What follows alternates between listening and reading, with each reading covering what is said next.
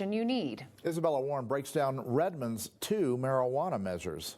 Marijuana is on the ballot for Redmond residents. I voted yes, but it's really up to each individual. Mayor Ed Fitch, who's running for re-election, supports the companion measures 9-177 and 9-178.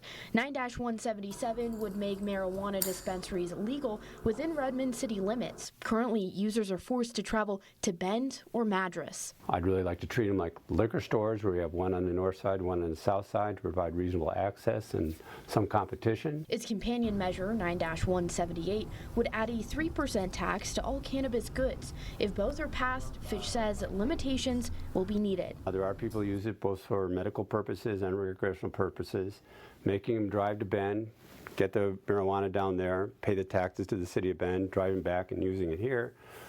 In some respects, doesn't make a lot of sense. I am one of those people that I am not in favor of dispensaries in Redmond, and I am going to vote no on the advisory vote. But his mayoral opponent and city council member Kat Zwicker says there's too much risk and not enough reward. Is this a lot of money that's going to make a critical difference to our community?